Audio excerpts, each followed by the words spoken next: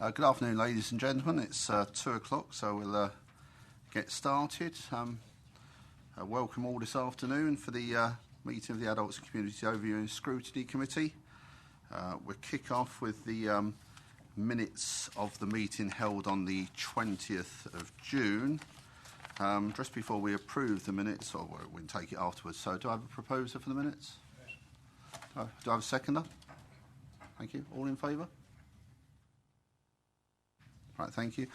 We just have a couple of follow-ups on the minutes. So if one takes the question time, agenda item minute 4. I've just asked if the officers would kindly circulate a copy of the response that was given to Mr. Field. If you recall, the gentleman who came and presented to the committee, and John will arrange that to happen over the coming days. He has received a response. And I've just felt that members of the committee might want to see it as well. So that will be coming out to us shortly.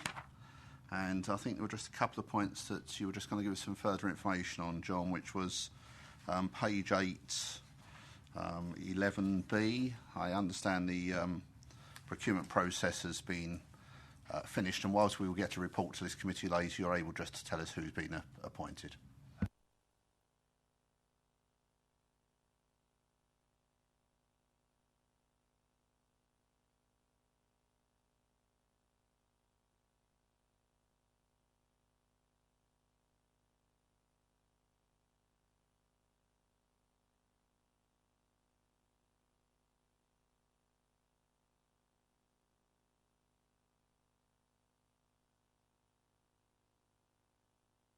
Oh, sorry, yes. My apologies. I'll start again. So the 3 lots have been let as part of the re-tender process. Medax, who have an existing contract on the Help to Live at Home framework, have been awarded 1 lot. Servacare have been awarded a 2nd lot. It's an organisation that is already providing services within the county. And Direct Care, Direct Healthcare, have been awarded the 3rd lot. So those organisations are currently mobilising and are due to go live with the new contracts from November of this year. Thank you, John. I said further report will be coming back to this committee in due course. And I think John's also able to give us an update on 12B in terms of the bid that we put forward to the Department of Work and Pensions.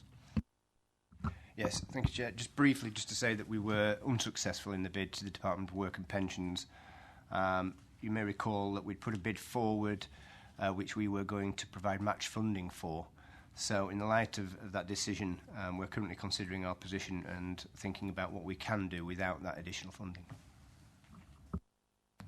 Right, thank you for those updates, John, and we look forward to them coming back. Agenda item number 2, question time. We have received no questions from members of the public.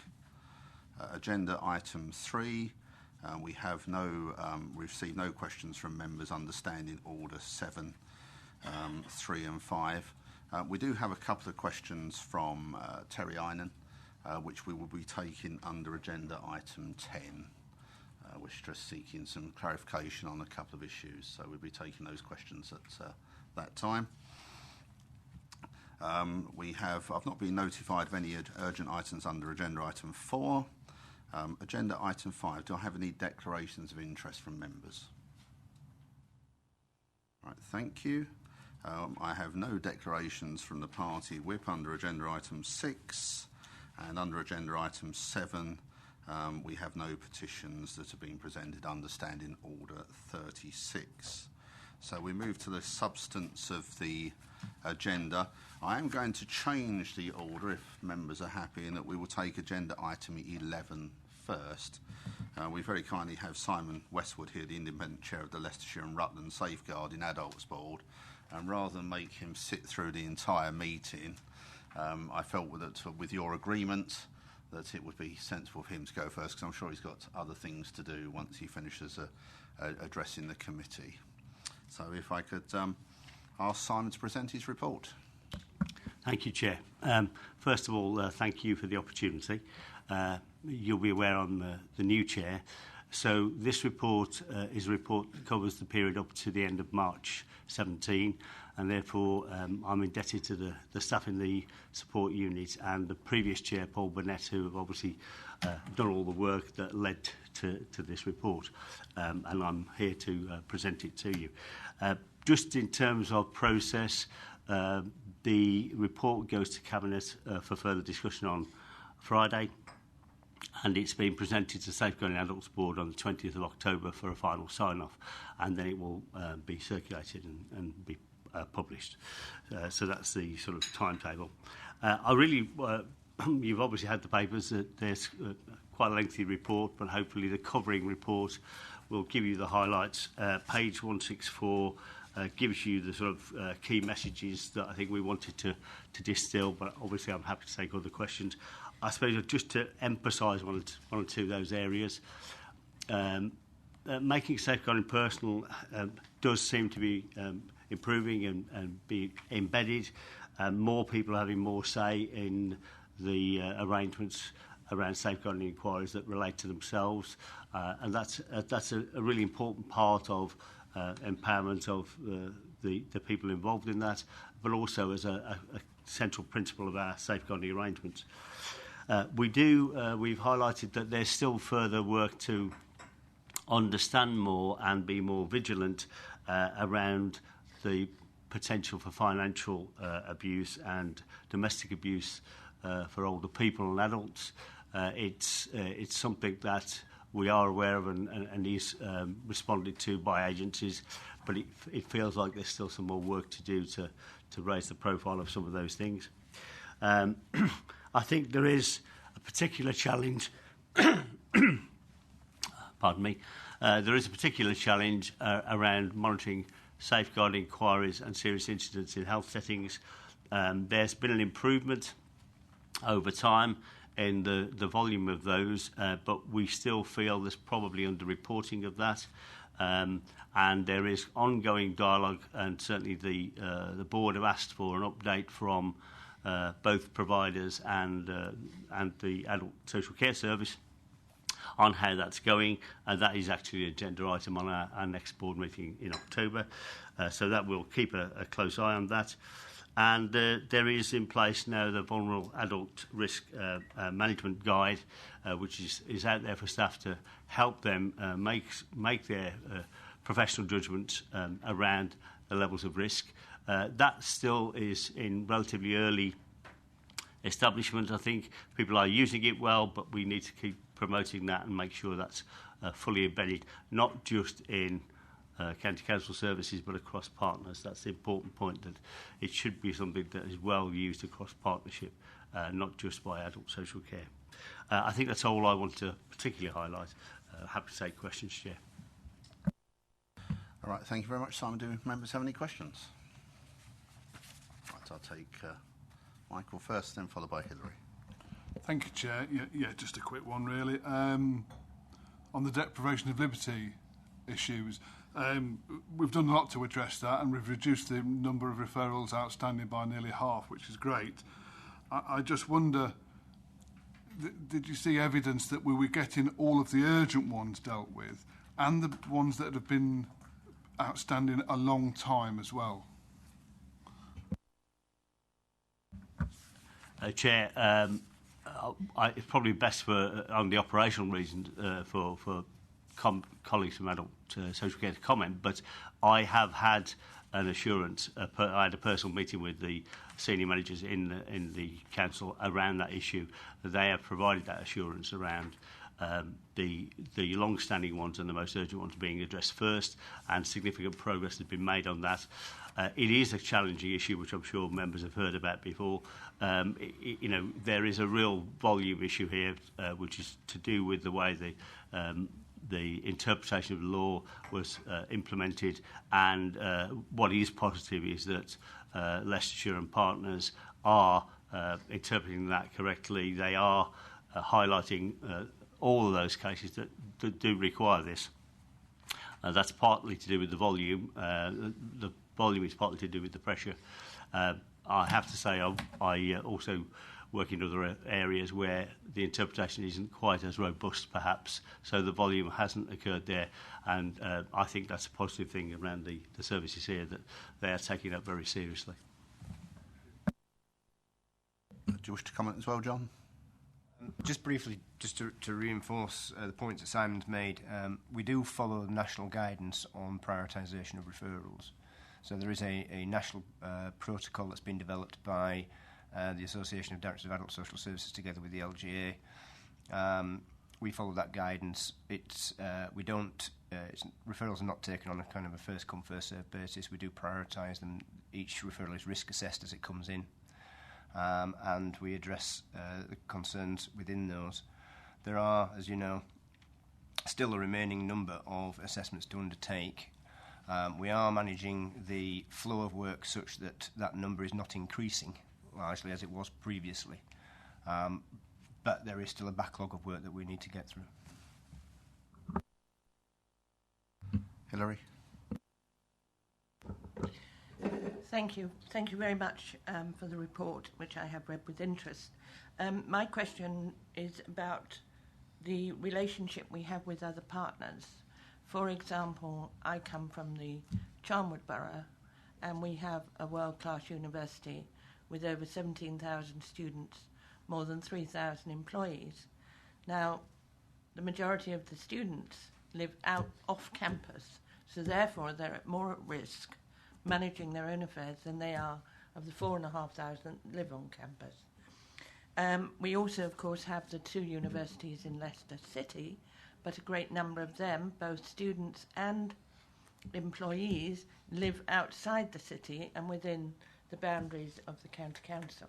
And I'm just wondering what, if any, relationship we have with them, because the safeguarding of all of these people, and particularly the younger ones, who for the first time are away from home. I know the universities have their welfare areas, but it's difficult when you're not living on campus sometimes, and that's really how I'd like to know, because it affects probably, I'm sure, other officers and councillors, but if you add up the total of Loughborough University, De Montfort and Leicester University, that's not including the big colleges that also have residential facilities as well. Thank you. Chair, you'll appreciate as a new chair, it's difficult for me to give any qualitative answer on the relationship with the universities. I certainly will look into that in terms of the partnership arrangements and where we work together. I would expect that the board, if there are thematic issues, and I'm adding to your perspective here, that there are some particular areas where, for example, if there are vulnerable adults in the university and they require particular support, that I would hope that there's a relationship between the university and support providers. Obviously, if there were concerns around mental health, for example, I would expect the board, if there were concerns raised, to look for assurance that the mental health support services across the city and the county were providing appropriate services for those vulnerable people. Clearly, the board has an overview role around vulnerable adults, so we wouldn't ordinarily get into a sort of a discussion about the support networks generally for students, but where there's a particular vulnerability or a particular area of concern that appears to be out of step with the norm, we'd obviously be interested to bring partners around the table to look at that. Yes, I mean, I think that's a very good question, actually. Obviously, as a board and as an adult social care department, we are primarily concerned with people who are at risk as opposed to the general population. So we target our resources and our activity at people who are referred to as being at risk. And in that regard, there could well be people who are students of colleges, education, universities, who may be in that, who may be at risk at various times, albeit that we would only seek to address the safeguarding concerns where that vulnerability or risk could be identified. I think it's a good question in the sense that I don't recall, certainly in the last 2.5 years, having any specific focus of work in those institutions.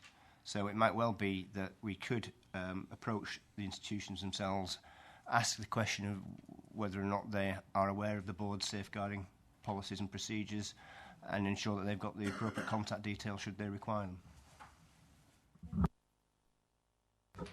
Thank you. I'm encouraged by that. I think also I know how much the budget is for the whole of the university at Loughborough. I think they would probably welcome knowing whether, even if they could just highlight it, or they may be lessons learned on both sides. I think it is, I appreciate it when it comes to the attention, but also if Loughborough University have got 3,000 employees, I would imagine De Montfort and Leicester have also got equivalent, if not more. They have families and family members.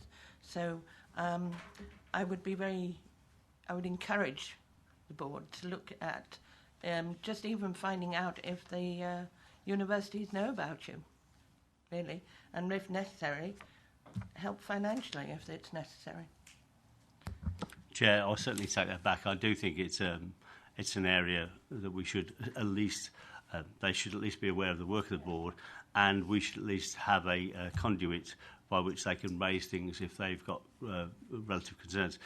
I can comment on another area, I won't name it for obvious reasons, but in another area where there was a particular spate of mental health difficulties in the university, that university did work closely with the Safeguarding Board and commissioned an independent review into the support services. So there are examples of that work around the country that we could learn from.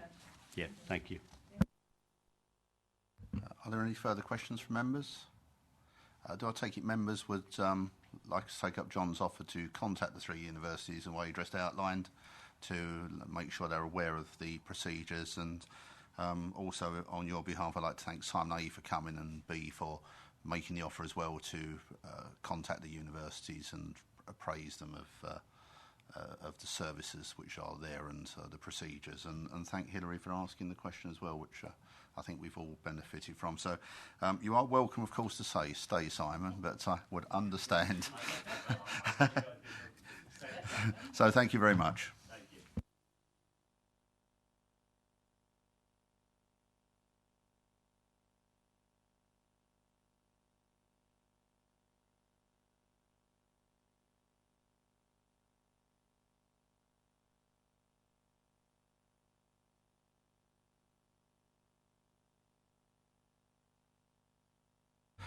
Right, so we will now get back into the agenda in the way it's printed. We go to agenda item 8, which is going to be presented by Simon Parsons. Thank you, Chair. Good afternoon, everyone. So this report is one of 3 annual complaints reports that are produced and covers the statutory social care provision, so any complaints around adult social care. So complaints about any other aspect of the Adults and Community Department would feature in our Corporate Complaints Annual Report, which has been presented already to Scrutiny Commission earlier this year, just to put the context around the concept there. So in terms of the sort of key findings from this report, we saw a slight reduction in complaints received during 2016-17, around 4% reduction, which is encouraging and doesn't and sort of conflicts with the majority of other areas which are on the increases. So that's a positive there. To put it in the context of the kind of demand and amount of inquiries that are received, it represents just 1.6% of overall of the overall sort of contacts into adult social care. So a very small percentage actually go on to have a need to generate any formal complaints. Once again through the year, we saw very healthy response times to complaints, which again that's reassuring to see in a time when I'm well aware that there was wholesale restructures going on within the department. That's often a time when you start to see response times slip where there's wholesale change going on. So I think that's really encouraging that actually we didn't just maintain performance, we increased by quite significantly, so that a 12% increase on those complaints being dealt with within what I call a best practice indicator of our 10 working days, which is very good to see.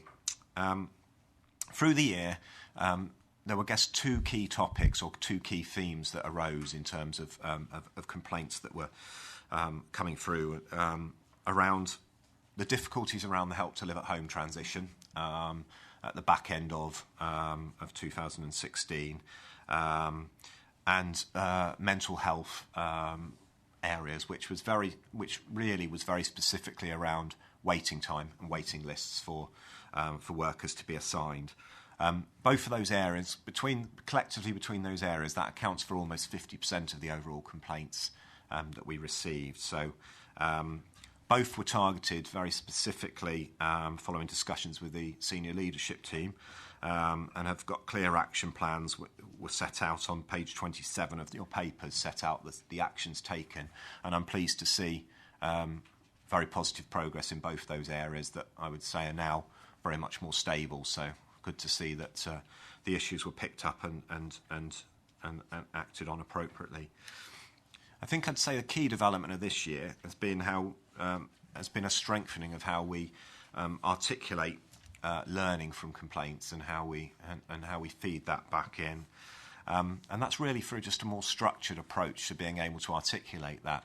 I think there was always work that was being done in response to complaints, but it was sometimes difficult to articulate that fully in previous complaints reports. So a lot of work's been done in the year, which really just increases, I guess, the accountability of the department in terms of what are they doing about key themes that are emerging through complaints. So they now provide a response to all of my quarterly reports where themes are highlighted earlier. And that then enables a much better picture in the annual reports around exactly what actions have been taken and our commitments to continuous improvement, which hopefully comes across in the annual report this year. In terms of decisions that have gone past our local complaints procedure and on to the Ombudsman, they considered more cases last year, so they looked at 14 with a 50% finding of fault in there. That's very consistent with national pictures. It's the area, adult social care is the area the Ombudsman upholds most complaints nationally, and it's their average is actually is about 55% weighting the finding figure. It's important to also note that when they classify as finding fault, that they will include those where the authority has already recognised fault and proposed a remedy that the complainant was unhappy about, so it retains that status. So it doesn't automatically mean that we didn't accept the fault. It can be where the complainant wants to challenge the response that we've made to that.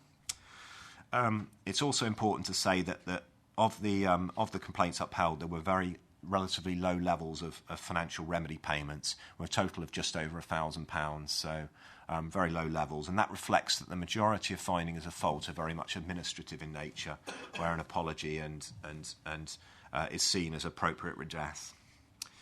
I also wanted to touch on one key improvement that we saw last year, and I mention it because it's been the consistent area that I've talked about in my previous 2 annual reports in this area, which is around community care finance and invoicing issues.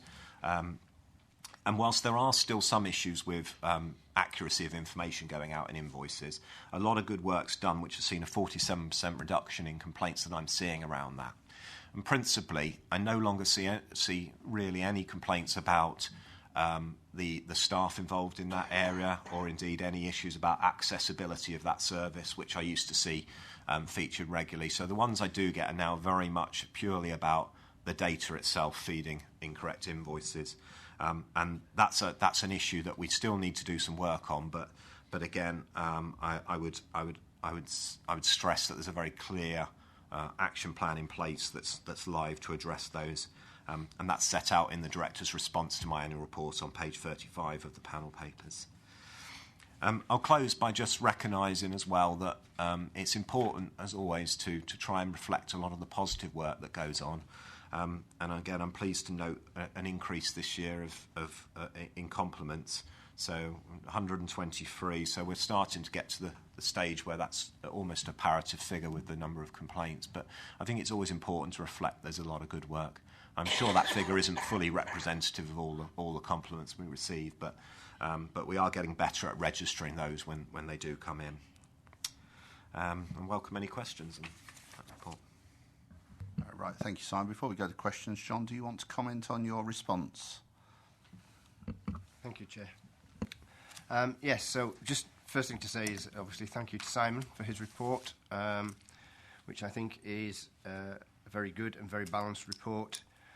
As Simon stated, we have had a small reduction in the number of complaints this year, and that is in the context of an increase nationally in complaints on adult social care, which the Ombudsman has commented on. We have, as Simon said, developed a process now, a more formal process of addressing complaints and learning from complaints. And within the appendix on page 35, we've just outlined there some of the actions that we have taken during the last 12 months and key actions that we've identified for this year.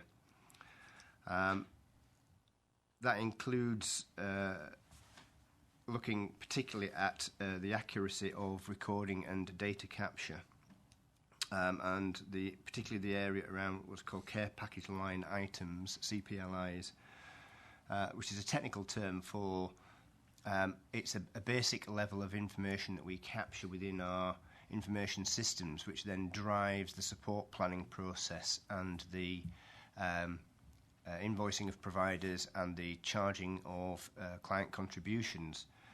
So it's absolutely essential that we get those items right and that we have a timely inputting of that data. And quite often some of the complaints that we get are because that information has been either inputted incorrectly, in error, or hasn't been put in a timely manner. So if we can make improvements in that area, I think that we will have quite a major effect in terms of some of the complaints that come into the department. So we're doing quite a lot of work this year with staff and with managers. We've issued some new standards of expectation, and we're supporting people to improve the practice in that area. One of the other areas that I've just mentioned is going back to the previous report that we've just had in terms of safeguarding. A number of complaints issues have arisen around safeguarding this year, and in terms of responses to people and whether we had an appropriate response, and particularly whether we followed the policy properly in all cases. So again, we're doing some further work with staff around the Making Safeguarding Personal agenda to ensure that we've got proper and robust policies in place, but also to ensure that staff are aware of those and following those.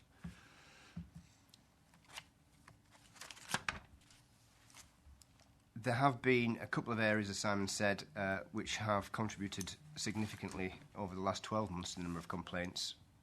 One of those was around help to live at home, domiciliary care.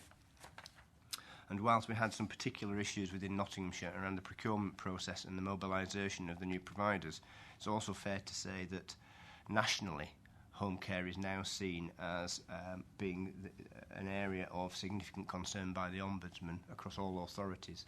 So while some of those issues have been around specific issues for Leicestershire, actually, nationally, domiciliary care is now seen as being the largest area of concern by service users and by carers. So we're not out of kilter in that respect.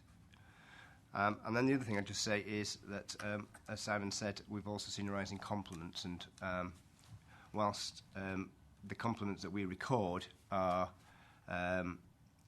very welcome that they're going up, most of the compliments that we receive on a daily basis don't get recorded, in the same way that most of the concerns that people approach us with aren't recorded as formal complaints. So we deal with concerns at the first point of contact wherever we can. We deal with those concerns, we sort out people's issues, we don't need to move them into formal complaints processes. Similarly with compliments, we take the compliments, the teams receive the compliment and are very grateful for them, but we don't record them as formal compliments. Thank you, John. Do members have any questions? Right, we'll go with Max first.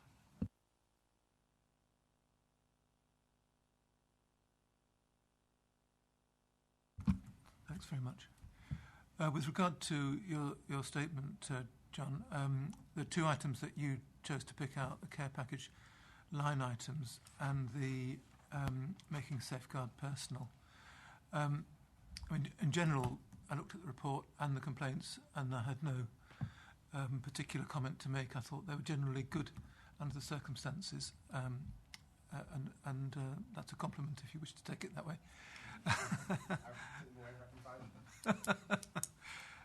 But I wonder on the two items that you've mentioned whether it would be appropriate to have a report at some point during the next year or at the end of the next year. I take your guidance from that, Chair. But otherwise, nothing more to add. Thank you. Michael? Yeah, thank you, Chair. Just a couple of quick ones.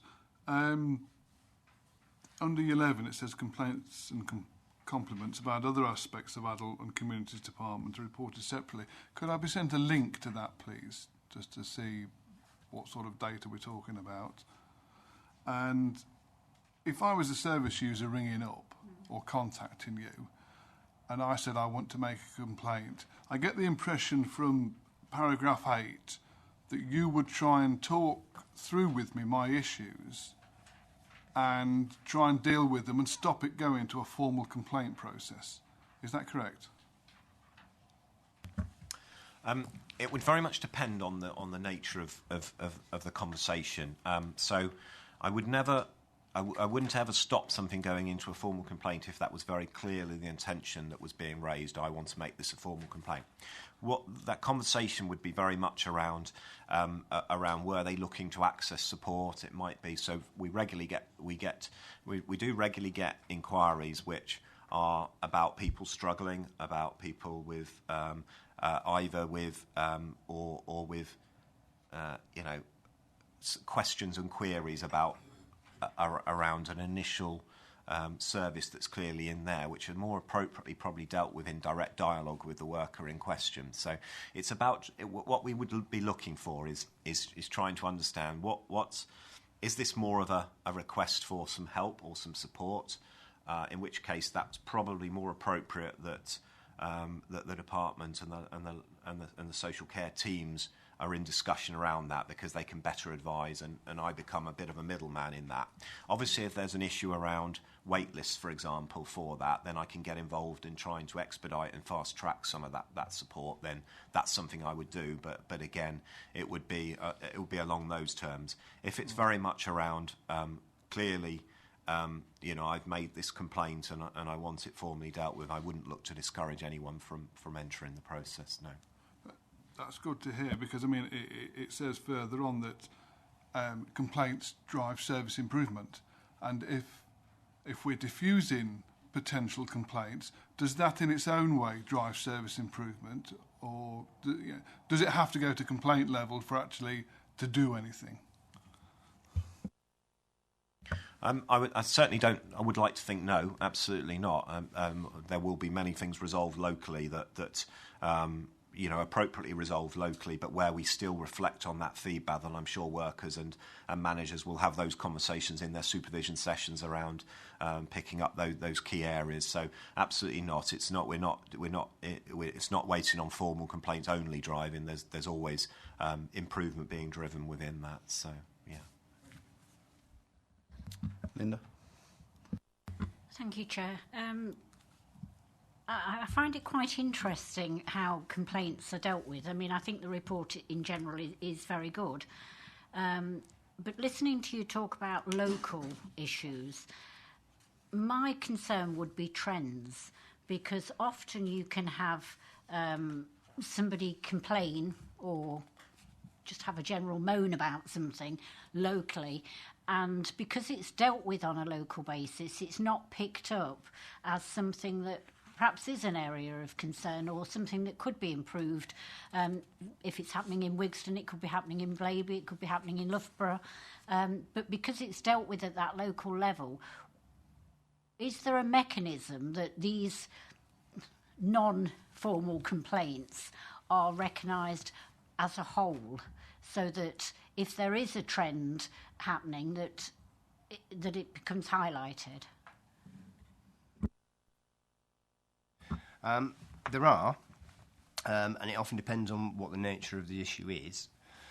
So Simon said, often what will happen is that people will contact us with a query or a concern or an issue that they want to raise with us without making a formal complaint. Some of those come to myself directly as the director, and people will often write to me, and I can therefore pick those up, and I have an oversight therefore of a number of those issues that come in, and where there are repetitive issues or if there's a query that's relating to a single provider, for example, from different people, then we pick those up.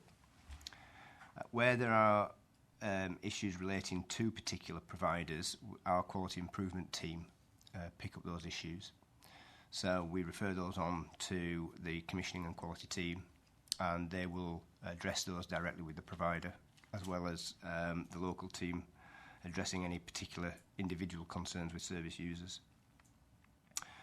There are other areas where we monitor activity, and in one of the future reports this afternoon you'll see we've got a performance report coming, and sometimes the activity itself tells us that there are issues that we need to address in particular areas of the business. So we do have processes whereby we do pick those issues up and we deal with them as a sort of a day-to-day business issue, as opposed to through a formal route. But as Simon says, the majority of concerns that are raised with us are picked up at an individual level through the individual local teams.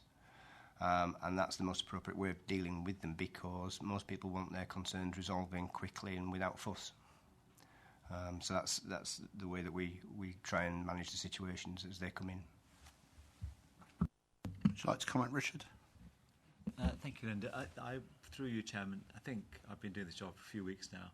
I think, without doubt, this department wish to learn from complaints. If we get one, some come to me, direct or through the formal process.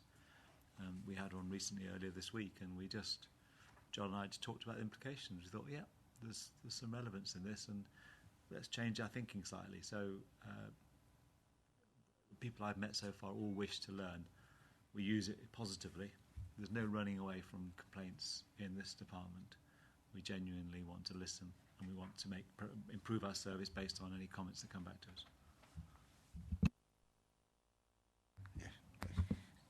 It wasn't so much the formal complaints. It's what I'm trying to get at is that 3 people in Wigston, as an example, could be not happy with a certain thing, whether it's a time delay, whether it's whatever.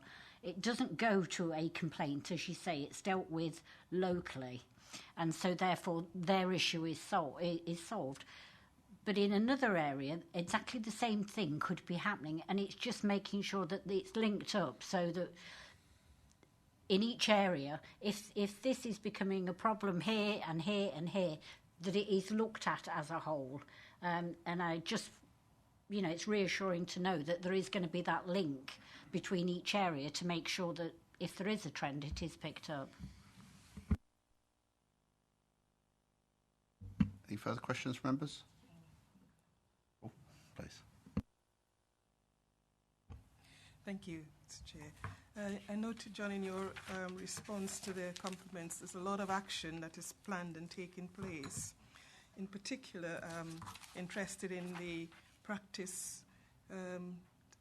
lead practitioners that you've appointed, and then the learning and development team, the working you're doing along with that, and the monitoring through case audits. Do you have timelines for all of these? When do you know that it will be successful, or is this a rolling programme? It is a rolling programme. So we appointed the 4 lead practitioners earlier this year. They're currently in the process of developing their work plan. Part of that work plan is to review some of our policies and operational procedures and to advise on best practice around those areas. Part of it is to help develop learning and development plans for staff. It is a brand new role, We've never had it before.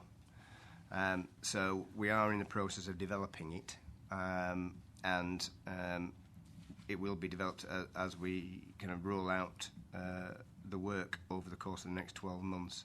It's not a one-off. So those posts are permanent posts, and we anticipate that they will have an impact in terms of developing practice over the course of the next few years.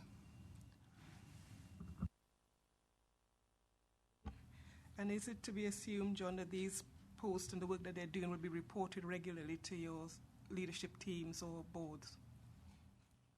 Yes, so as I said, they're currently developing their work plan, and that work plan will then come through to our departmental management team.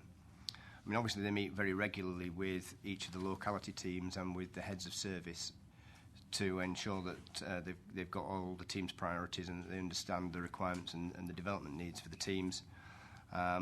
But equally, on a departmental level, we oversee the plan to make sure that it's got all of the strategic areas that we would want to see in there as well.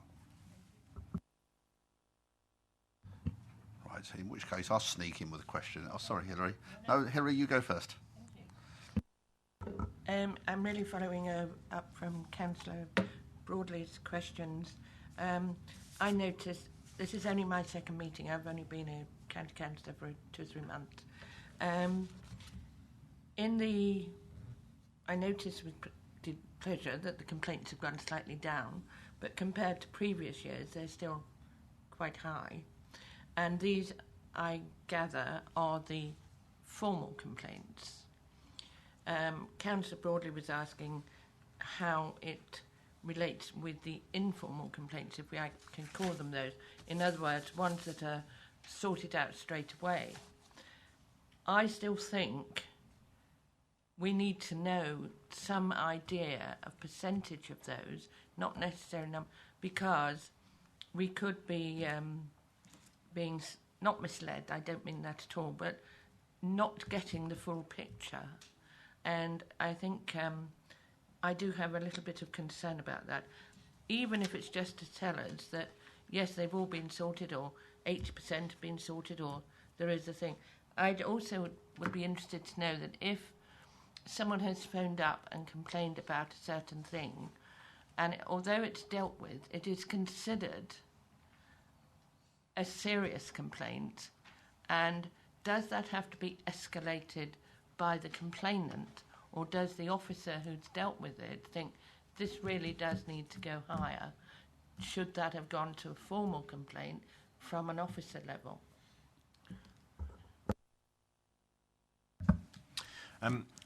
I'll start with that, your latter point there. There are examples, and certainly quite a number where complaints have been forwarded to me or escalated to me by officers. So that does happen. It doesn't certainly that we don't have a culture whereby managers are telling the complainants you'll have to go away and write to the complaints manager. So that doesn't happen. If it's deemed that it warrants or it's clear that it's severe enough, that will get forwarded in automatically to the complaints to me as the complaints manager. So that definitely does happen. Some of that.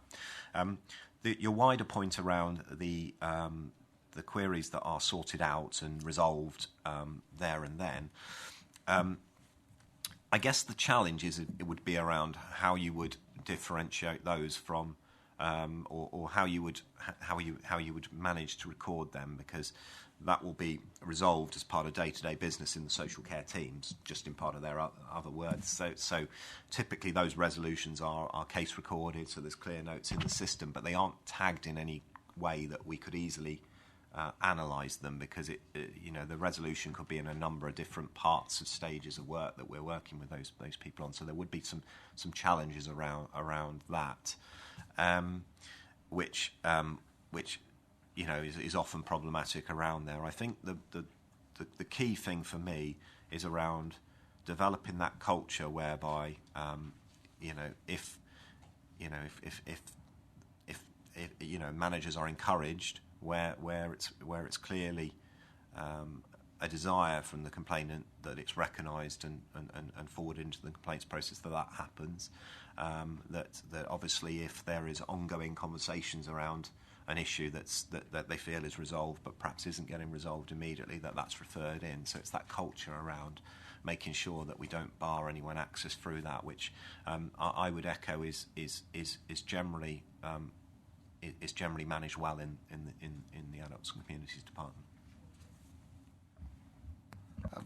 It wasn't my question, I'll come on to that in a minute, but I can understand where councillors Broadley and Fryer are coming from on this aspect.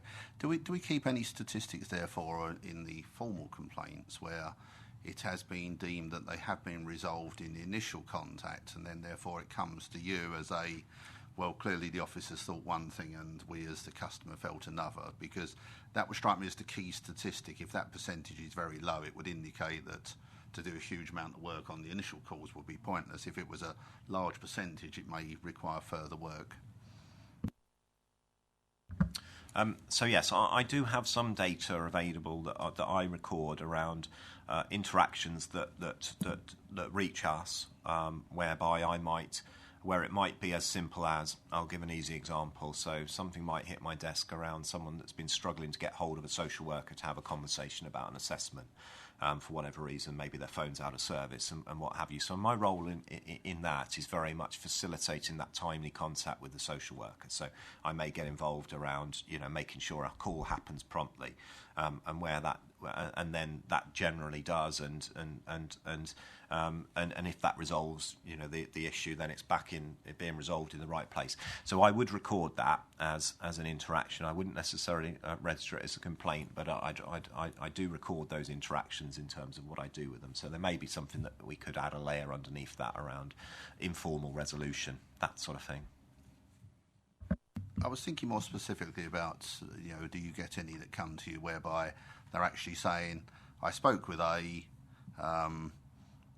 they clearly felt it had been resolved, I didn't, and it's now with you, because that's the figure I'm interested in. If that is low, work on elsewhere is not required. If it's starting to creep up, it may be looking at underlying processes might be required. Sorry, Chair. Yeah, in that scenario, and thank you for that clarification. In that scenario you've articulated there, I can with confidence say that would be recorded as a complaint. So where that was coming to me saying local resolutions failed, i.e., there's a conversation gone on with a difference of opinion there. It clearly hasn't been resolved locally, not to the complainant's satisfaction. The fact that they then approached me, so I would record that as a complaint. So that would be going into the complaints territory and would then go assigned to a manager to look into that review and get to the bottom of anything and respond to it. I think I would guess that what members were saying is where that happens, could that be actually recorded somehow differentially and then presented in a further report? So, if we had 50 complaints, but 20 of them were because they were felt to be resolved first time, but they weren't, would it be possible to differentiate that? And I think that would resolve the questions that members are asking. It wasn't so much about the recording of it. If something has happened locally, presumably the manager or the service manager or whatever, they have team meetings. So what I wanted to know was if there was a team meeting and the service manager in Wigston said to the other service managers, this is constantly happening. Then somebody from another area, another service manager said, it's also happening there. I just wanted to make sure that those sort of issues then rose to the surface. Not necessarily, I worked for adult social care for 20-odd years, so I know that recording that sort of thing would be practically impossible. And that's not what I'm asking you to do. I'm just saying that I want to make sure that if something is happening locally, then it's passed on to service managers, it's then passed on to, higher, and we realise that it might not be an official complaint, but there is something that could be done quite easily to be tweaked, that this doesn't keep happening, so that service users are happier with the situation. That was where I was coming from. So in response to, I'll just give you a bit of an outline of, we do have meetings with across the service manager group. We have our directorate is now operationally split into an east and west localities, and the service managers in the east meet regularly together, service managers in the west meet regularly together. They do discuss operational issues. The heads of service are present and the assistant directors are present.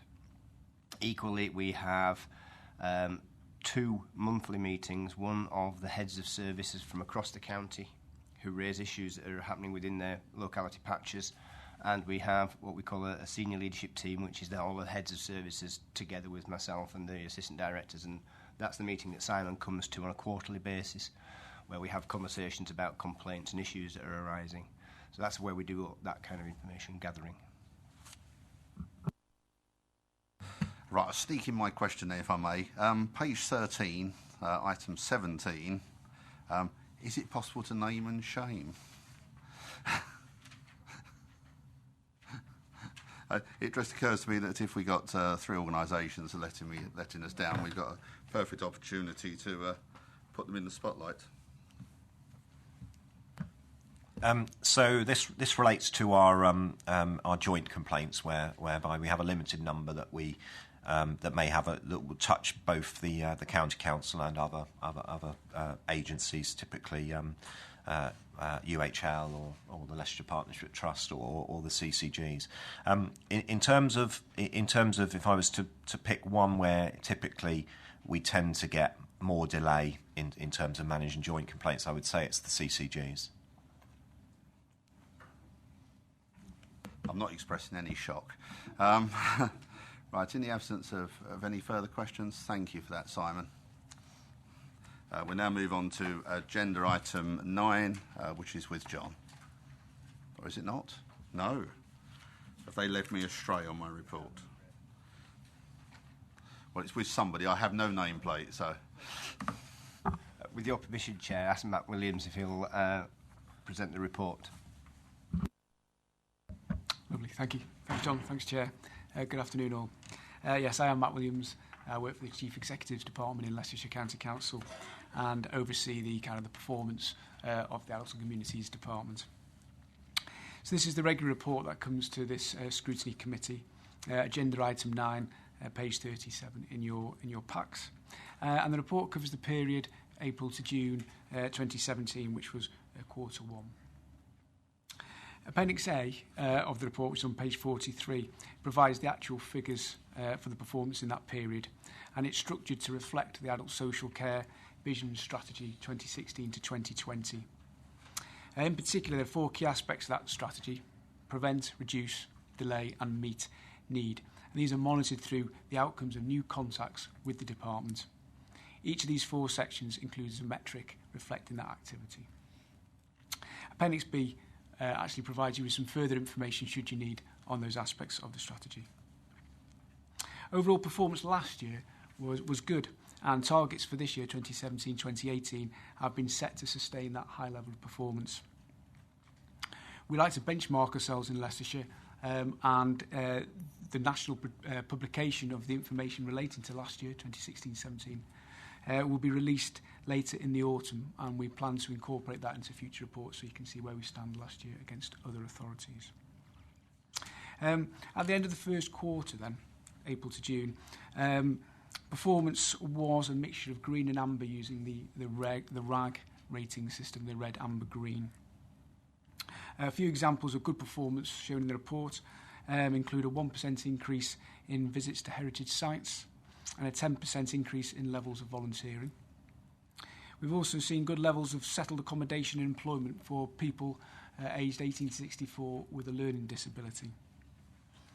Also, admissions into permanent care, whether that be residential or nursing, we attempt to forecast where we will be at year end based on the information we have to date. And for the full year 2017-18, for people aged 65 and over, we're forecasting 781 admissions, and that compares to 864 last year. It's an improvement there. A couple of examples within the report where we're currently off target at the end of quarter 1, and that includes outcomes for people who have been through a reablement service. We monitor how many people need no further formal support from us, and at the moment that's a little higher than what we would like.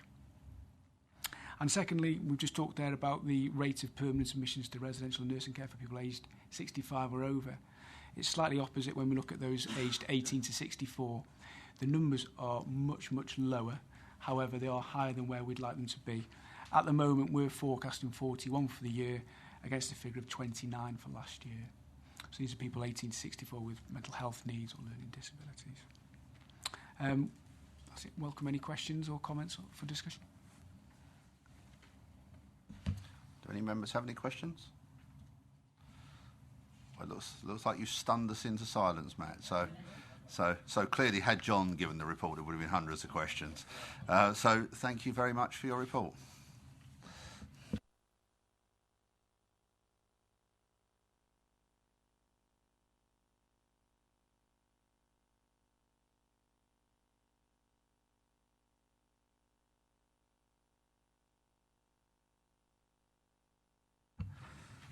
Right, we'll now move on to agenda item 10, which I'm reliably informed is in the capable hands of Nigel and John. Thank you, Chair. Good afternoon, everybody. So the purpose of this report is to update members with regard to the implementation of the Communities and Wellbeing Strategy, Communities and Wellbeing Services, the service that packages together Leicestershire's cultural services, including libraries, heritage and museums. You'll be aware that the Communities and Wellbeing Strategy was published last July, and we've contained that as Appendix 1 in your report. And at that time, the Cabinet authorised the Director of Adults and Communities to develop an implementation plan, subject to further reports being made to this committee and to Cabinet. Like all public services, the financial challenge facing the service is considerable, and this report seeks approval of recommendations outlined in the report that, if successful, will enable the service to meet its medium-term financial strategy commitments through a mixture of innovation and review of smaller services. And in summary, the report makes a number of recommendations in the areas that are outlined in paragraphs 3A to D of the report, and I'll just cover the main points before inviting questions. The first area is around use of self-access technology to enable people to enter libraries through what's called smart library technology without the necessary being staff there to be there. And it also gives us an opportunity to extend opening hours. And the recommendations following some lessons learnt deriving from a test case that we've held at Syston Library earlier on this year. A business case for the implementation is contained in Appendix B of your report. And the key messages from the Syston pilot are outlined in paragraphs 35 to 40. And results from customer engagement during the pilot are outlined in Appendix C of your report. Just a couple of things that arise out of that I'll draw attention to. Broadly speaking, at Syston we were able to increase opening hours by 30 hours a week by adding hours at the beginning and the end of the day. And people registering for Library Plus, which is Library Plus is when the service is not staffed but open to the public, were saying they were able to visit the library more often and at a time more convenient to them. And also, when we questioned if staff hours were reduced and Library Plus hours were increased, many people said it would make no difference to the way that they used the library. The second area of recommendation is around the creation of seeking Cabinet approval for the creation of a full business case to look into the creation of a collections hub. And this collections hub would enable public access to a range of cultural resources, in particular archival and museums collections, through a single centralised facility. And the details of this are contained in paragraphs 41 and 53 of the report. And in terms of other services, we have a range of other services, and further work is requested to be undertaken to review, remodel or possibly decommission some of the services outlined in paragraphs 57 of the report. And these include Care Online, which is a service that supports people to become more independent by the use of IT, the Green Plaque Recognition Scheme, the Portable Antiquities Scheme, the Mobile Library Service and the Century Theatre. Now, in preparing for this report, we have received and acknowledged questions that have been forwarded by Councillor Einion, the member for Colville North. And she asked a couple of questions. She was very welcoming of the report. But she did ask a question around whether primary care professionals, such as GPs and so on, in referring people to self-access to libraries would enable them to refer to be able to make use of self-access to libraries. I think we're saying that it's anticipated that we'd encourage links between any professionals working in the community and local library staff to work with potential customers in registering them and taking them through robust induction procedures so that they're well equipped to make use of sites when it's not staffed. And the second query was about how the County Council will continue to manage its responsibility for maintaining the Century Theatre as an accessioned museum artefact, and asks how the authority and District Council will ensure accountability, and also whether the project would receive transformation funding support. Paragraph 74 to 75 of the report recommends that engagement takes place with the Century Theatre and existing volunteers and stakeholders around the possibility of transferring the theatre to community management. As options for alternative management arrangements are developed, we would consider whether they have any implications in terms of the Century Theatre's status as an accessioned object, i.e. as an object in its own right as part of the heritage collection. The historic significance of the theatre is a key element of the current offer, and we would expect alternative options would seek to safeguard this. We may need to consider whether any under new arrangements the Century Theatre status as an accessioned object is the most appropriate means of safeguarding the future of a living, breathing community theatre. If approval is given to undertake consultation engagement on alternative management arrangements, we'd seek to involve all key partners, including the well-established group of skilled volunteers. And Councillor Aynion's comments indicated that Century Theatre quite correctly already has a strong community support, and we'd be drawing on this interest in the development of alternative arrangements which would safeguard the future of the theatre, as well as strengthen the opportunities for arts and cultural activity in Colville and the surrounding area. Any proposals for future arrangements would be brought back to this committee. In terms of transformational funding, it's not expected that the service would require transformational support at this stage. So that's an outline of the report. Happy to take questions. Right, thank you for that. Before I take questions, I had an earlier conversation at the briefing with Councillor Max Hunt, and I think there's a further recommendation we'd like to put under D as number 6. We've spoken to John Wilson about this, who I know would welcome it being put in there as well and considered by Cabinet. So perhaps if I could ask Max to propose, and I would happily second it and then see what the rest of the members think. Thank you, Chair. This concerns a piece of work that's been waiting to be done for some time to bring the art collection under audit so that Cabinet can consider further proposals, perhaps to bring it into line with the Creative Leicestershire service, which is a county, city, Rutland-wide set-up. And I think if the committee would agree to that, I think we can move things forward rather more swiftly. I said we spoke earlier, I'd happily second that, and I think you have no issues with this, do you, John? That if we add it in as if we add it in as D6, that be considered by Cabinet for a report to be produced going forward. Would members support that? Yeah. Do I have any questions from members? Councillor Jennings. Yes, thank you, Chair. My concern is over libraries. Now, when it was first mentioned we were going to transfer or give them into the community, I had reservations, but I think it's been a tremendous success. And certainly in my own village of Countersthorpe, people are receiving a better library service now that the parish council's taken it over than they had before. It's a fine example, and congratulations to all concerned. However, I do have concerns over this smart library system. I'm not familiar with it, but it is people being able to access a library when they are unmanned. Now, there is reference to CCTV there, and concern has been expressed to me about the safety of people entering such things if there's no one else there, and plus the possibility of theft, someone going in and stealing books or whatever, because books are expensive. And I would like an assurance that CCTV will be in such libraries and will be on every moment the library's open, if only for the safety of people in there. And I know there's a lot of concern out there over that topic. But in principle, yes, it's good, but I think we've got to be a little bit more careful. Yes, thanks for that.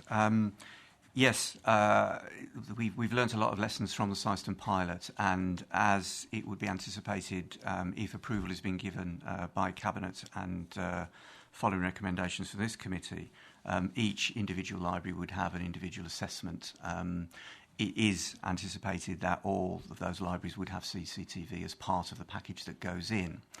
In terms of dealing with the health and safety aspects of it, we have worked fully with our colleagues in fire service and our health and safety colleagues to ensure that there are robust induction procedures in place.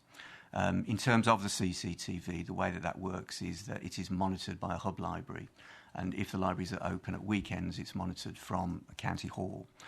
So we would be aware if anything was going on that shouldn't be in each library. I have to say the experience of Syston Library is that there has been no areas of concern around that, but I would like to reassure you that as we roll out, if approval is given and we begin to roll out the technology into each library would have an assessment looking at sort of its community and the risks associated with anything happening in a library during its non-staffed hours, and that would form the basis of a risk assessment and an action plan to make sure that we're mitigating those risks. Chairman, I'm reassured. Thank you. Richard, do you want to comment? What you're saying is what many members of the general public will say, and we didn't invent this from scratch. In actually following on the community library model, we just copied what other people have done already. So, and some members of this committee went along to Lincolnshire and saw how it was working. So we're not reinventing the wheel. The bit that's obvious, which perhaps didn't get said, Nigel's normally very good on these things, is to get in the library you need a pass, which has your identification and your address and everything. And if a book went missing during that time and you were in there, it's pretty obvious. So the chances for stealing are about the same as they were when you borrow a book and don't bring it back.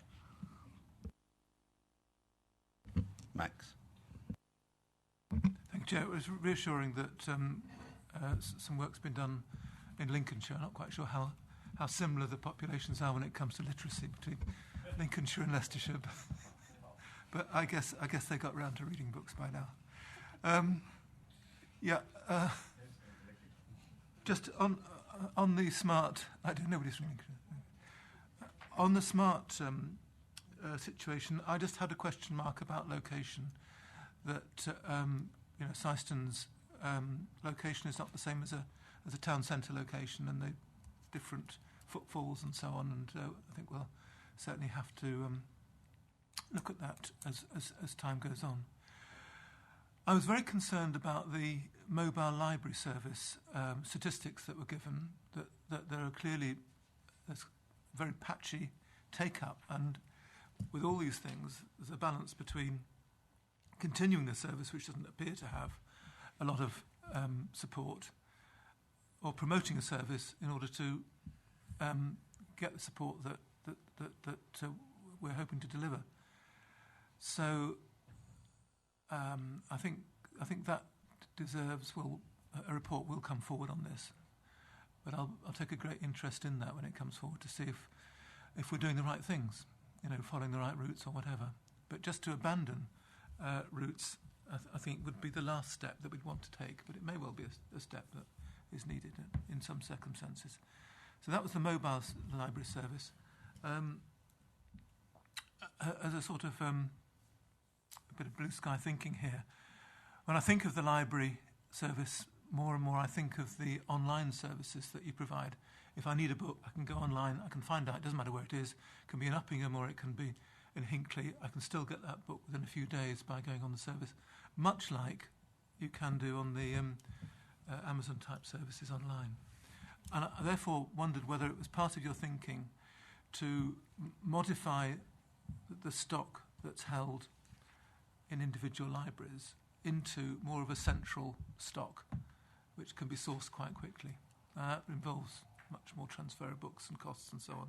But it just occurred to me that that might be the direction we might want to go in. Absolutely nothing to say about the green plaque thing. I just leave that in the hands of officers to come to the best solution. Art collection's been mentioned, thank you, Chair, and I don't think I have anything further to add. Yes, if I could just respond to that. The mobile library, first of all, as we've outlined in the report, paragraph 71, 72, we currently visit around 250 communities across the county and make around 400 individual stops. But we've ascertained from a very high-level review, which indicates that we do need to do some more work around this, that 14% of these stops actually have no visitors. And that clearly in these times is a waste of resource. And what we'd seek to do in any review of this is to look at how we can use that resource more effectively. But at the same time, it might mean that we can, make savings from that.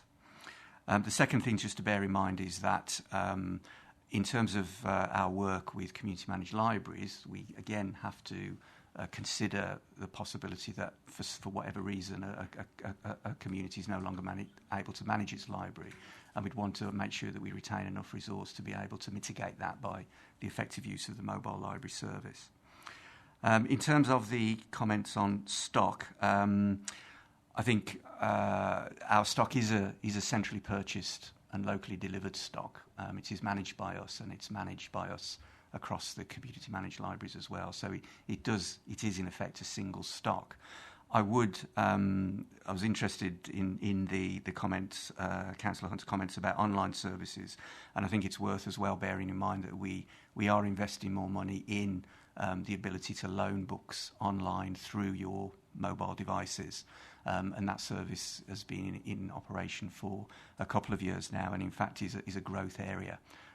If we look at the performance for libraries in terms of book loans, it's an area that is doubling year on year. So that is an area that we see there's sort of a lot of potential to develop and grow. Okay. Max, I welcome your comments today. As always, insightful. Libraries are changing, and book lending is changing as fast as the high street's changing. It's not coincidental that people like Waterstones have coffee shops in there because they know that they need to think clever ways to get people in there, other than just to buy a book or to borrow a book. So you're right that what we've had to do is not just think of how to deliver service for less money, but actually how to deliver service that actually got the best chance of keeping people using the facility of borrowing books, either electronically, which is rising fast. So if you look at what we're doing, community libraries will involve communities which will stay open longer, will have buy-in to the local community because it'll be somebody's aunt, somebody's mother, somebody's sister, somebody's dad, or son who's volunteering there, part of Duke of Edinburgh, who knows what, and therefore they'll get greater number of visitors. Likewise with this service here, we're attempting to do two things at once, to create a saving, which we have to do, which everybody around the table knows we have to do, at the same time as finding a way to increase the number of hours that the library stays open in the hope that more people will borrow more books. The mobile service is exactly the same thing. It's part of the thing we have. And what you've said today, Max, is you've come up with ideas that, again, I think anybody's been involved in this for the last 4 years, as I have, will know that it is equally about trying to maintain the service and improve it, as well as making the saving. So thank you for your suggestions. Thank you, Richard. Linda? Thank you. It's very interesting concept of being able to go into the library when nobody's there.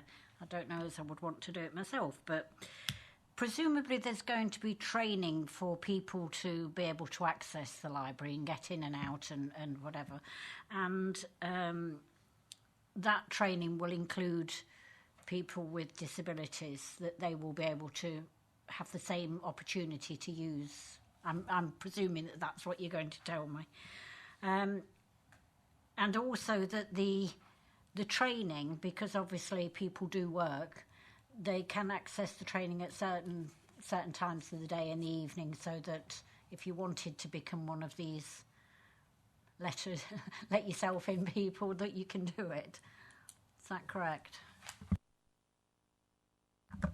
Yes, it is. What we've been doing at Syston and will become part of the practice across the county is that if you want to use the library service in the non-staffed hours, you have to register, and we give you a card, and then we take you through an induction process, and that will cover all of things like how to get in and out, what to do if sort of. Hopefully the unlikely event is, sort of some event happens, and also how to contact a local library should there be something happening. I should point out that what we're not recommending here is that libraries are totally unstaffed.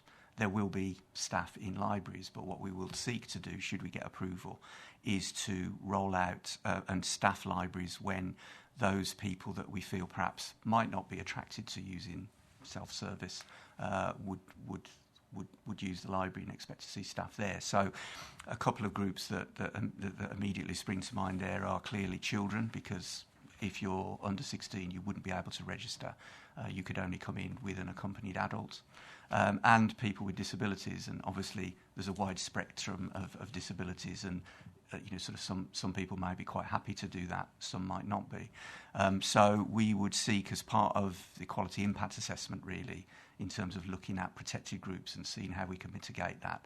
And part of the mitigation is to ensure that we staff libraries when those groups of people are more likely to want to use the library, and we'll use a mixture of engagement and looking at our current usage patterns to determine when that would be. Yes, I think just about usage and being frightened to go and try it. When I got this portfolio 4.5 years ago, I went to my local library to just do a look-see. Open 3.5 days a week. The time it was open didn't fit with any time I could get there. So I would certainly say to you and any members of the committee, go and be one of those volunteers that actually fills the form in, and when it starts rolling out, sign up if you can and see and come back, because actually you're members of the community as well. It shouldn't be scary. We've already found from Syston the usage is up, and a number of people are signing up for it. There's a whole load of information we've learned from there. I think it'll work. I think we've got to try something different. And I think if you are exemplars in society, so if you, when it rolls out in your area, that you choose to have a go as well, and if you overcome your fear and you can tell people in your community that it works, that will be part of us spreading the message. Michael? Thank you, Chair. Yeah, I mean, just to echo David's, about the community libraries, they are so far proving very successful, and that's a compliment to the officers and the lead member that, it's got there, and it's been a hard process, but it's working. And I can reassure you, I was one of those that went to Peterborough. Lovely people there, Max. And we had the concerns that you and obviously residents will have about smart libraries and the technology that's there, and how safe is it, and is it user-friendly?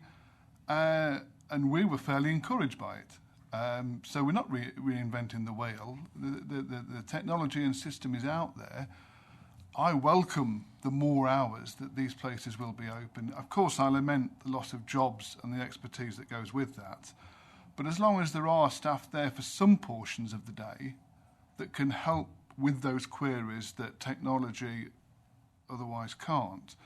And the groups that use the library, I think Linda's already alluded to them, the learning service, the young readers, various people, they need to be able to carry on using that facility in the way they have been. So I'm fairly optimistic. Yes, I'll be one of those volunteers who goes along. One of my questions about Syston was, and I think you said the usage has gone up, so have visitors and issues actually increased at Syston in the time it's been a smart library? That's my first question. The mobile library, difficult to justify, but like the online service, although there are very few users, everybody's important.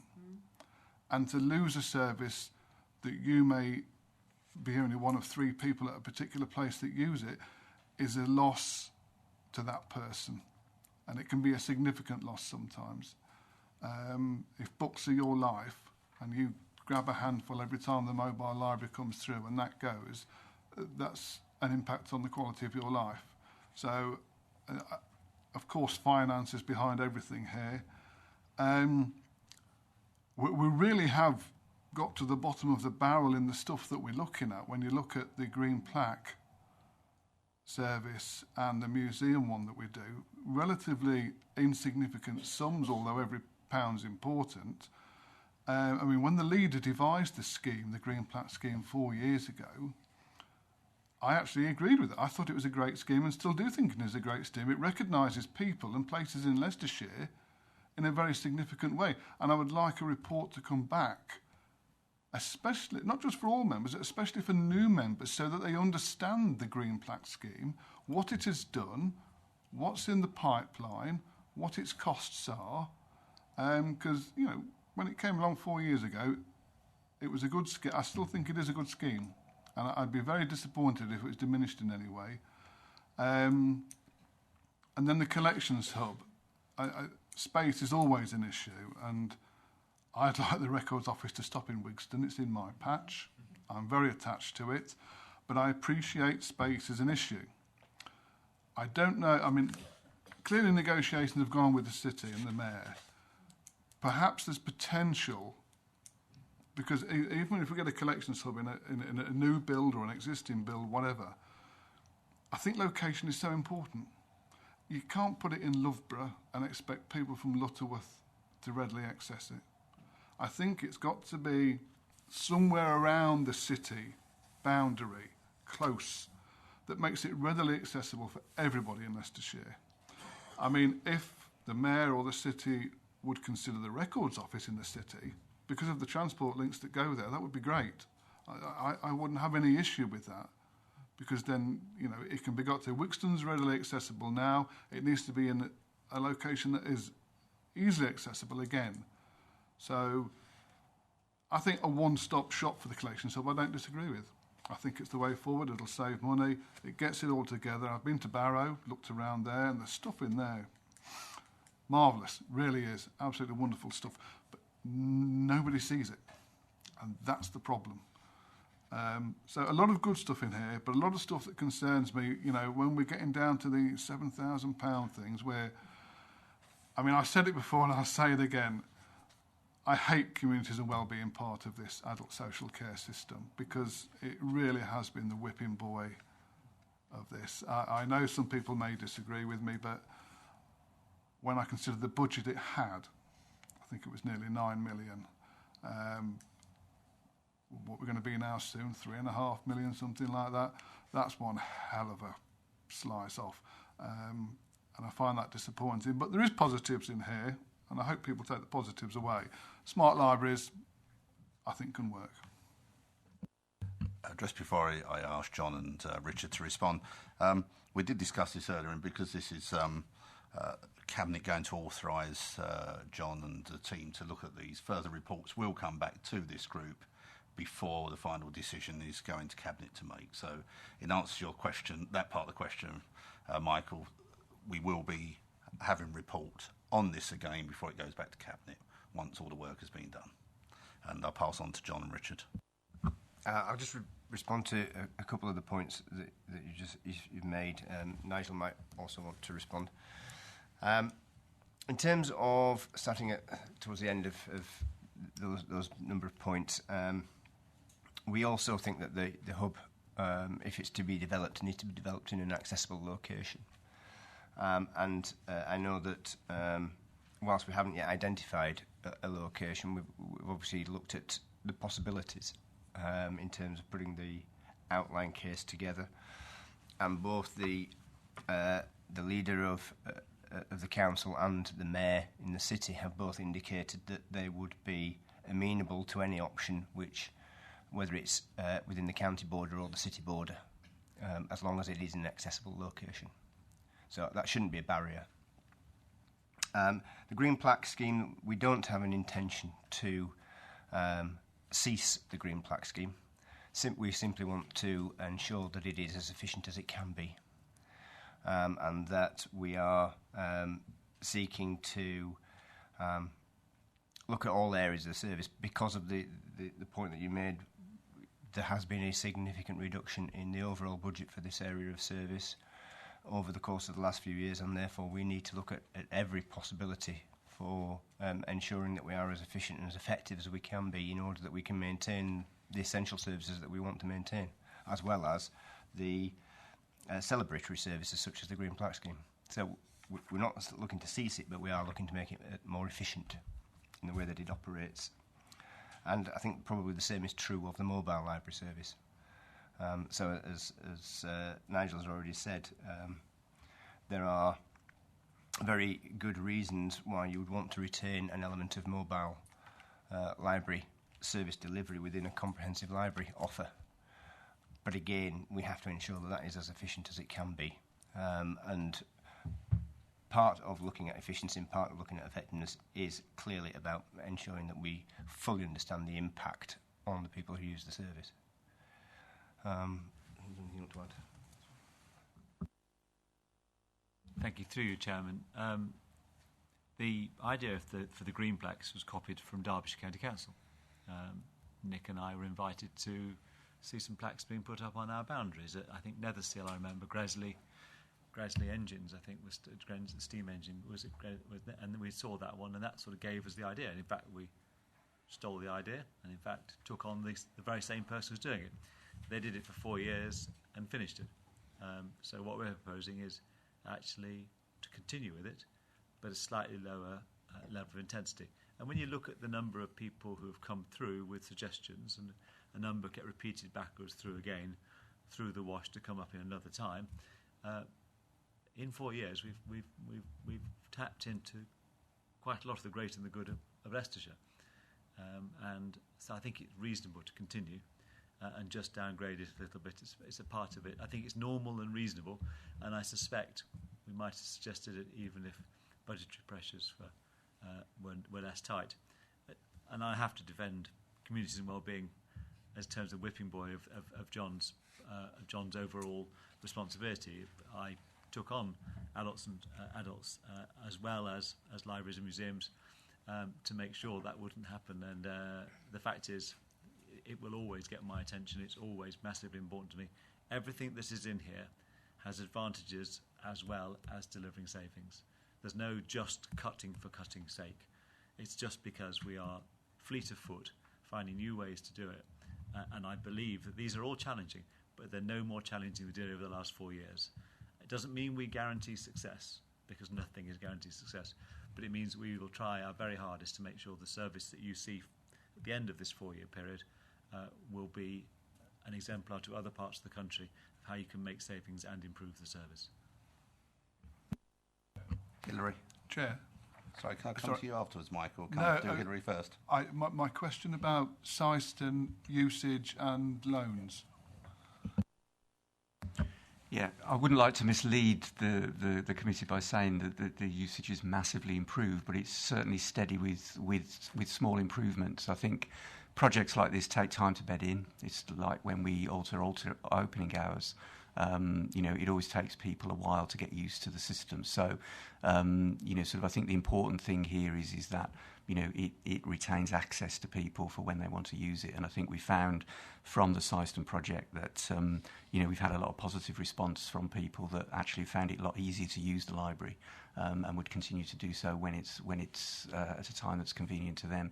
So we're holding steady with overall performance.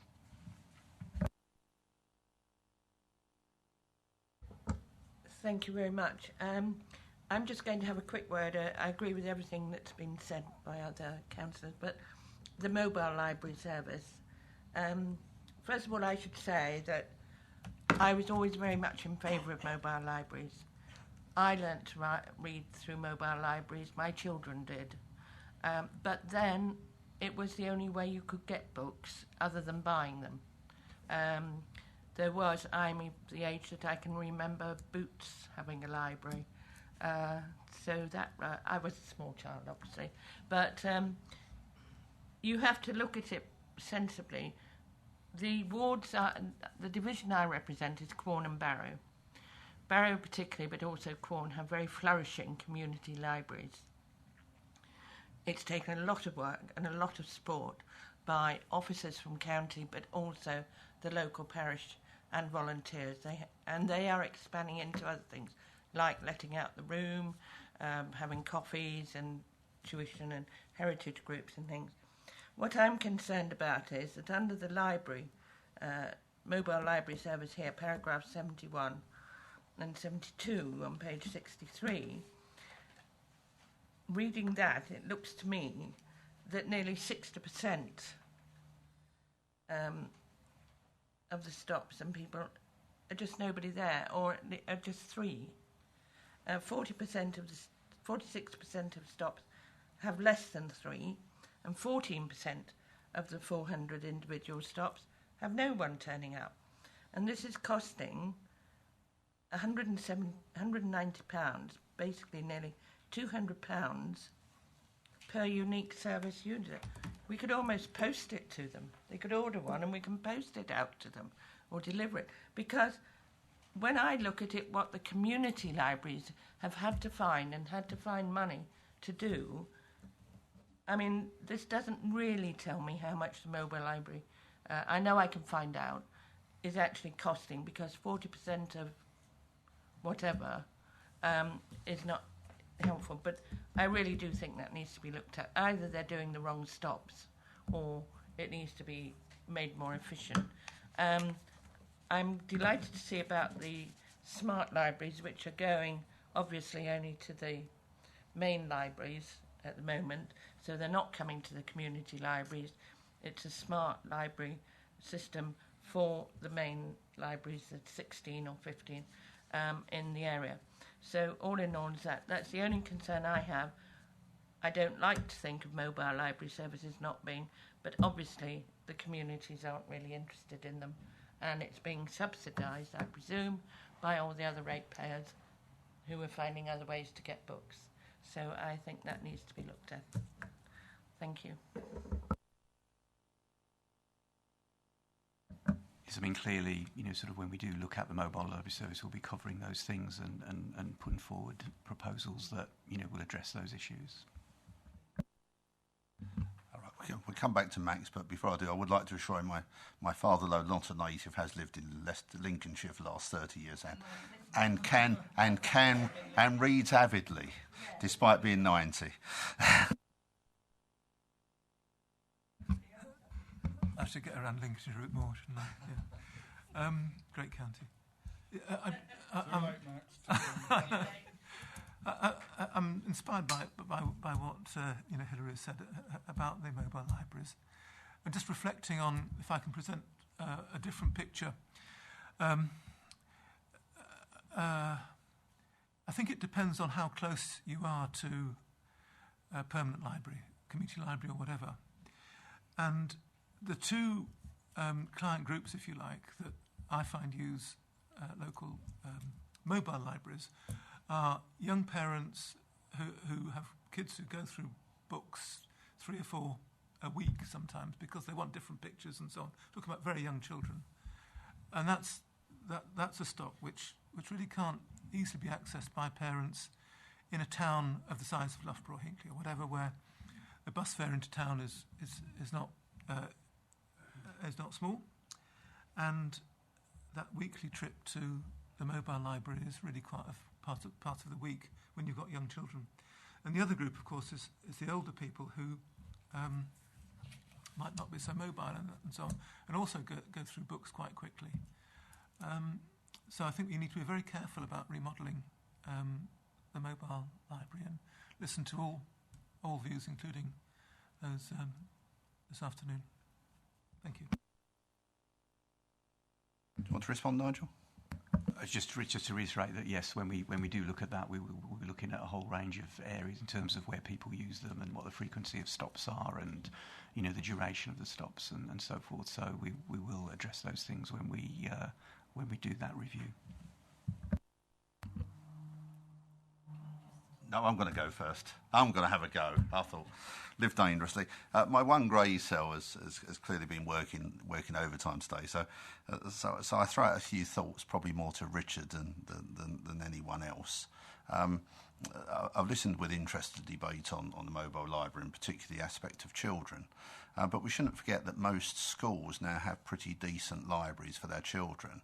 And I wonder if we do any liaison work with the schools and perhaps could support them with, say, additional stock, which may assist the children there and may actually remove the need for a mobile library to visit an area where predominantly it's the children using the services, is number one. Secondly, I'd echo the point made by fellow members that I think we all believe that community library has been a great success. Certainly mine in Narborough, despite being in nothing more than a shed without even a toilet, is doing extremely well. But I do wonder if for the 16 that we're retaining, if perhaps we're missing a bit of a trick here. That I think the thing we've seen in the community ones is just how much the community have come together and what they're now doing, the extended hours. I appreciate we probably need to look at smart technology first, but I wonder then if perhaps we could consider bringing further community involvement into those 16 to give them the pleasure and the groups, which I know we try already, but perhaps we should look at that again just to make sure that those 16 which we still run have the same benefits, which I do believe are appearing in the community libraries. And last but not least, my other random idea was around the care online services. I just wonder, I mean, I'll probably get thrown out for this, but is there not a point here with lots of people advertising on the telly of how much work they do helping people train digitally? And I'm thinking of some of the major banks that perhaps we could, persuade them, work in partnership with them, even get sponsorship from them to provide some of these services. I know that that's probably a dirty word and someone might throw privatisation at me, but if it provides a service for our residents and it's a way forward and it brings larger organisations in the community into working with us, is that something that perhaps could be considered? But that's probably addressed to Richard.